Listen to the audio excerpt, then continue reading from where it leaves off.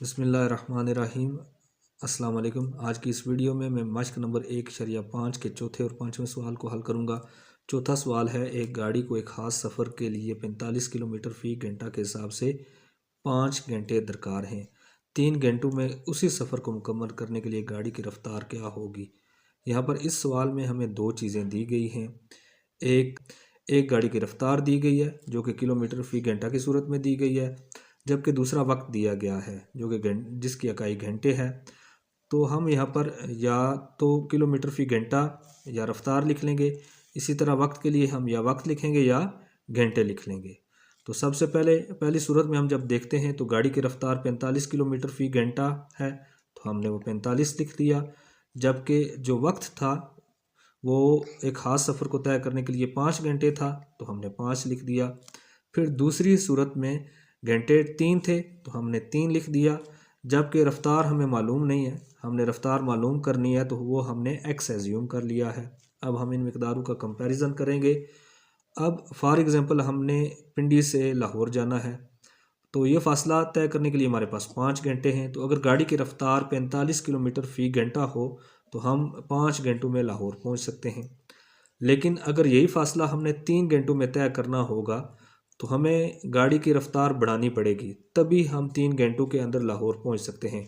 अब यहाँ पर अगर देखें तो एक मिक़दार कम हो रही है, यानी वक्त जो है वो 5 से 3 घंटों पर आ गया है, जबकि दूसरी मिक़दार बढ़ेगी तभी हम वक्त पर पहुंच सकते हैं जो कि किलोमीटर फ़ी घंटा या रफ़्तार है।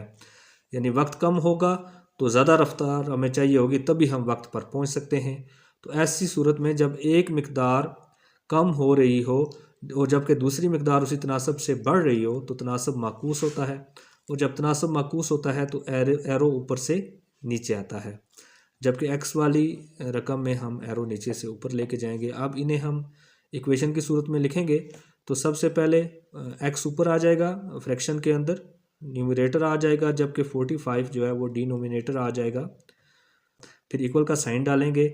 अब यहाँ पर एरो ऊपर से नीचे आ रहा है तो फ्रैक्शन में 5 न्यूमरेटर आ जाएगा, जबकि डिनोमिनेटर 3 आ जाएगा। तो यहाँ पर 5 आ गया और ये 3 आ गया। नेक्स्ट स्टेप में अगर हम देखें, एक्स 45 से डिवाइड हो रहा था तो हम इसे इक्वल की दूसरी साइड पे लेके जाएंगे। तो जब इक्वल की दूसरी साइड पे जाएगा तो ये 45 मल्टीप्लाई हो जाएगा।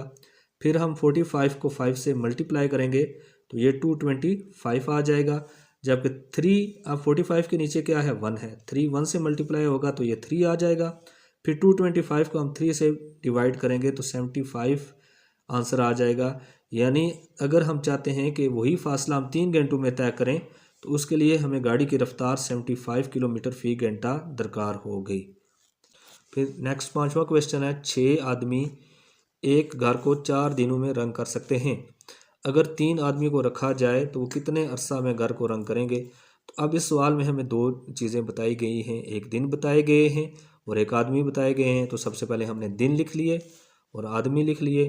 अब पहली सूरत में 6 आदमी थे तो आदमी के नीचे हमने 6 लिख लिया, जबकि दिन 4 थे तो हमने दिन के नीचे 4 लिख लिया।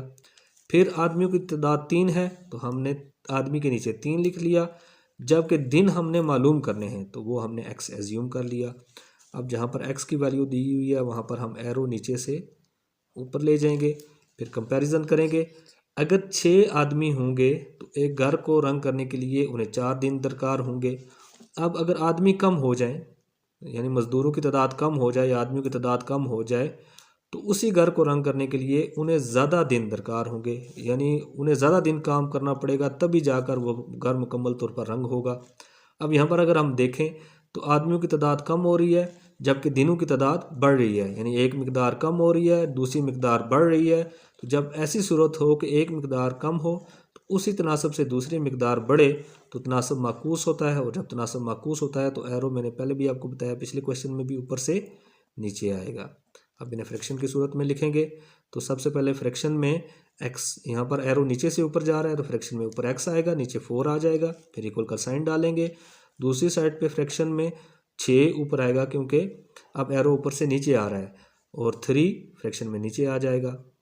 अब नेक्स्ट स्टेप में हम एक्स 4 से डिवाइड हो रहा था, इसे अगर इक्वल की दूसरी साइड पे लेके जाएंगे तो ये 6/3 से मल्टीप्लाई हो जाएगा।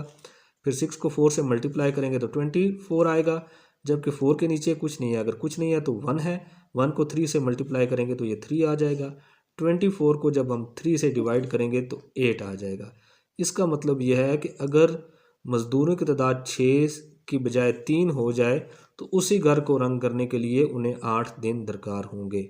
आज की वीडियो में इतना ही। अगर आपको ये वीडियो पसंद आई है तो इसे लाइक करें, अपने दोस्तों के साथ शेयर करें और हमारे चैनल को सब्सक्राइब करें। शुक्रिया।